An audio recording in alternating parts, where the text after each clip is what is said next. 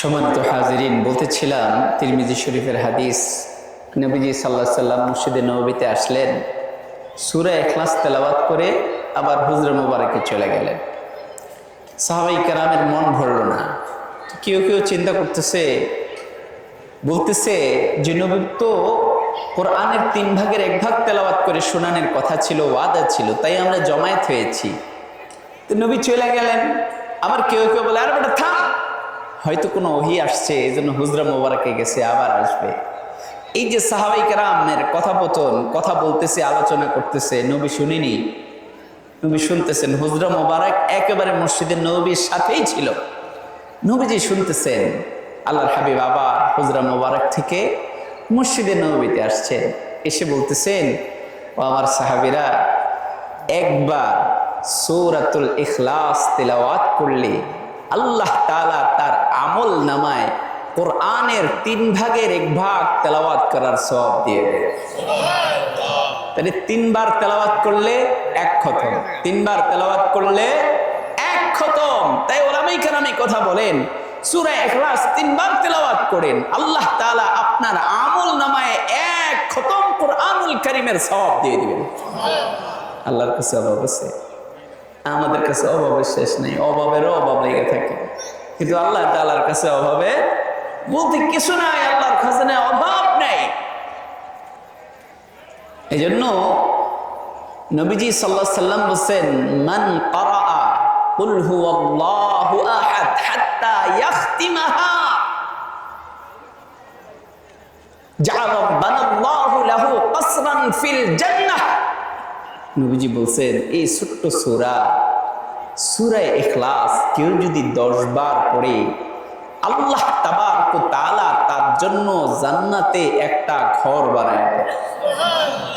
এই ঘর কেমন? আপনার ঘর আর আমার ঘর আর গুলশান আর উত্তরার ঘর না, এটা জান্নাতের ঘর, যেই ঘরের একখানা ইট পুরা তাম আসমান জমিনের চাইতে বেশি দামি।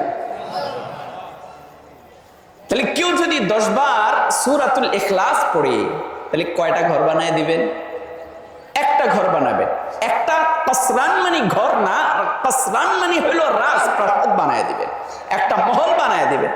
তাহলে কেউ যদি 20 বার পড়ে, তাহলে 2টা মহল বানায় দিবেন। কেউ যদি 30 বার পড়ে, 3টা মহল বানায় দিবেন। কেউ যদি 40 বার পড়ে, 4টা মহল বানায় দিবেন। কেউ যদি 50 বার পড়ে, তাহলে তারে কয়টা বাড়ি বানায় দিবেন? 5টা বাড়ি বানায় দিবেন।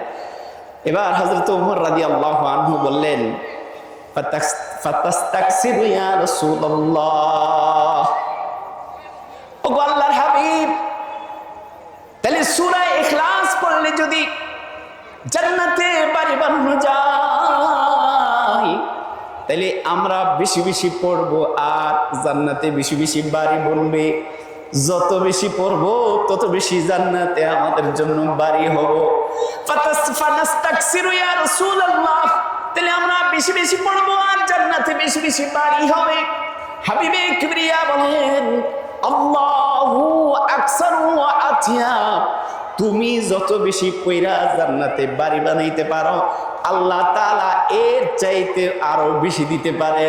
আল্লাহু আকবার বলেন। এজন্য সূরাতুল ইখলাস বেশি পড়েন। জান্নাতে বাড়ি বানায় দিবেন কে?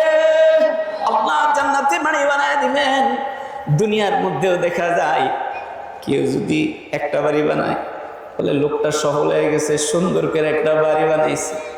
যদি আপনাকে নারায়ণগঞ্জে একটা বাড়ি বানায়, বলে সে আরো বেশি সফল হয়েছে। যদি ধানমন্ডি গুলশানে একটা বাড়ি বানায়, তাহলে বলবেন এই লোকটা আরো বেশি সফল। যদি কয়েকটা বাড়ি বানায়, তাহলে আরো বেশি সফল।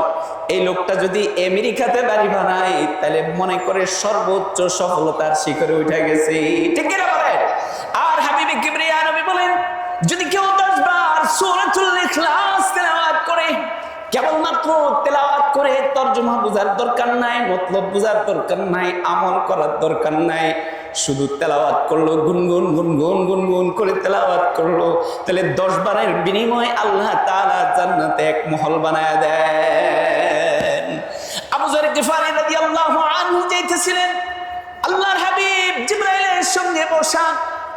জিবরাইল দেখে বলে, ইয়া রাসূলুল্লাহ, এই যে আপনার আবু যর গিফারি যাইতেছে, আল্লাহ নবী ডাক দিয়া বলে, ভাই জিবরাইল, আবু যর গিফারি হইল জমিনের মানুষ, জমিনের মাখলুকাত, তুমি হইলা আসমানের মাখলুকাত, তুমি আসমান বাসিন্দা, তুমি আবু যর গিফারির কেন চিনো, কিভাবে চিনো?